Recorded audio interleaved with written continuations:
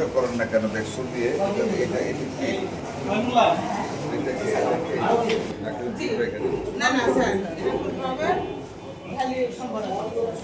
গত 17টা বছর এই হাসপাতালগুলির উন্নয়ন কল্পে কোনো কাজ হয়নি, কোনো অ্যাকাউন্টেবিলিটি ছিল না কারো। কাজ করলে জবাবদিহিতা আছে, এই জিনিসটা মানুষ ভুলে গিয়েছিল।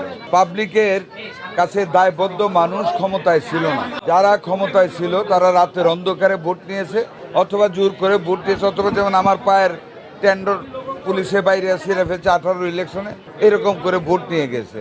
ভোটের দরকার পড়ে নাই, জনগণের কাছে যাওয়ার প্রয়োজন পড়ে নাই, কাজে জনগণের কাছে তারা দায়বদ্ধ ছিল না।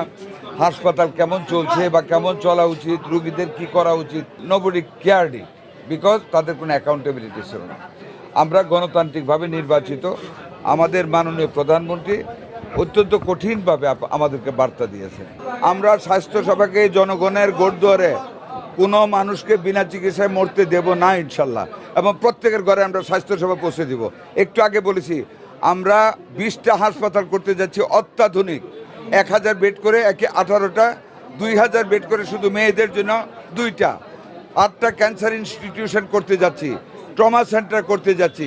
সারা বাংলাদেশ ব্যাপী আমরা কমিউনিটি ক্লিনিকের মাধ্যমে আমাদের 1 লক্ষ কর্মীর মাধ্যমে আমরা ঘরে ঘরে গিয়ে আমরা হেলথ স্ক্রিনিং করব, ডায়াবেটিস দেখব, প্রেশার দেখব, মেয়েদের ব্রেস্ট ক্যান্সার চেক করাবো, ইউটেরাস ক্যান্সার চেক করবো।